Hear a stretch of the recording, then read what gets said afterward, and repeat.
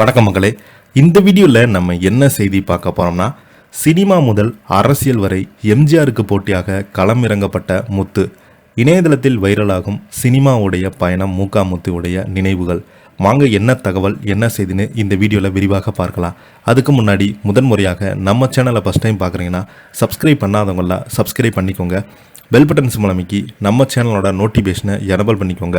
நாங்கள் போடுற வீடியோ எல்லாமே உங்களுக்கு உடனுக்குடனே வந்து சேரும். வாங்க என்ன தகவல்னு பார்க்கலாம். சினிமா முதல் அரசியல் வரை எம்ஜிஆருக்கு போட்டியாக களமிறங்கப்பட்ட முத்து. முன்னாள் முதலமைச்சர் கருணாநிதியின் மூத்த மகன்தான் முத்து. உடல்நலக்குறைவின் காரணமாக காலமானார். இதைத் தொடர்ந்து அரசியல் பிரமுகர் தொடங்கி சினிமா நட்சத்திரங்கள் வரை பலருமே இரங்கல் தெரிவிச்சிருக்கிறாங்க. சினிமா முதல் அரசியல் வரை அப்போதைய காலகட்டத்தில் கோலோச்சிய எம்ஜிஆருக்கு போட்டியாக முன்னாள் முதலமைச்சர் கருணாநிதியின் மூத்த மகன் தான் முத்து களமிறங்கப்பட்டதாக பலருமே கூறி நாம் கேட்டிருப்போம். முத்து உடல்நலக்குறைவின் காரணமாக காலமாகியிருந்தார். இந்த நிலையில் சினிமா முதல் அரசியல் வரை அவர் கடந்து வந்த பாதை இந்த பதிவில் பார்க்கலாம்.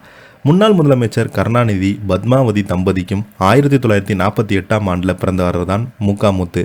இவரது தாயார் உயிரிழந்த நிலையில் தனது பாட்டியினுடைய அரவணைப்பில் முத்து வளர்ந்தார். சிறு வயதிலிருந்தே தனது தந்தையுடன் அரசியல் மேடைகளில் முத்து பங்கேற்றதாக அரசியல் வட்டாரத்தில் சொல்லப்படுது. திமுகவின் கொள்கை விளக்க பாடல்களில் முத்து தோன்றியது வரலாறு உண்டு. சினிமாவில் உச்ச நட்சத்திரமாக விளங்கிய எம்ஜிஆர் அரசியலில் கால் பதித்து தனது இருப்பை மிகவும் உறுதியாக தக்க வைத்து காலகட்டத்தில் சுமார் 1970களில் அவருக்கு போட்டியாக முத்துவை கருணாநிதி களமிறங்கியதாக சொல்லியிருக்காங்க.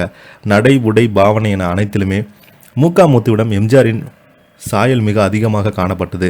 அப்படி ஒரு பிம்பத்தை வெளிப்படுத்திய வேண்டும் என்று நோக்கத்தில் தான் முத்துவை களமிறங்கியதாக அரசியல் விமர்சகர்கள் கூறியிருந்தாங்க.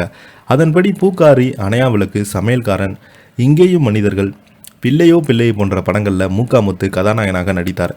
எம்ஜிஆர் பாணியில் இவரது திரைப்படங்கள் அமைந்தாலும் எம்ஜிஆருக்கு கிடைத்த வரவேற்பு முத்துவிற்கு கிடைக்கவே என்பதுதான் நிதர்சனமான உண்மை. ஆனால் இவரது பாடல்கள் இன்றும் மக்கள் மனதில் இடம் பிடித்திருக்கிறது.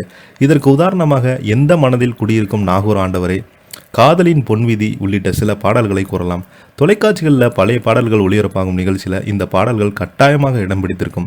எம்ஜிஆருக்கு போட்டியாக முத்து களமிறங்கப்பட்டார் என்ற பேச்சு பரவலாக அந்த காலத்தில் அவர் நடித்த பிள்ளையோ பிள்ளை படைப்பிடிப்பு எம்ஜிஆர் கிளாப் போட்டு அடித்து தொடங்கி வைத்த சம்பவம் அரங்கேறியது. இதன் மூலம் இருவருக்குமே இடையே நல்ல புரிதல் இருந்ததாக பேச்சு நிலவியது.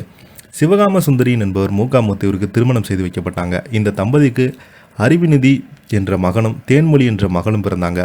சினிமா மற்றும் அரசியல் ஆகிய இரண்டிலும் முத்துவால் பெரிய அளவில் ஜொலிக்க முடியாமல் போனது. இந்த சூழலில் தான் கருணாநிதிக்கும் முத்துவுக்கும் இடையே சில கருத்து வேறுபாடுகள் எழுந்தது. இதன் விளைவாக முத்து தனியாக சென்று வசிக்க தொடங்கியதாகவும் அதன் பின்பு அரசியல், சினிமா உள்ளிட்ட பொது வாழ்விலிருந்து முத்து முற்றிலும் விலகி கொண்டார் என்றும் உடல்நலம் குறைவால் பல ஆண்டுகளாக சிகிச்சை பெற்று வந்த முத்து ஜூலை 19 அன்று காலமாகியிருக்கிறார். இதைத் தொடர்ந்து அரசியல் பிரமுகர்கள் தொடங்கி சினிமா நட்சத்திரங்கள் பலருமே இரங்கல் தெரிவித்து வருகிறாங்க. இதை பற்றி நீங்கள் என்ன கீழே உள்ள கமெண்ட் பாக்ஸில் மறக்காமல் பதிவிடுங்க. இந்த வீடியோ பிடிச்சிருந்தால் லைக் பண்ணுங்கள், ஷேர் பண்ணுங்கள். நன்றி.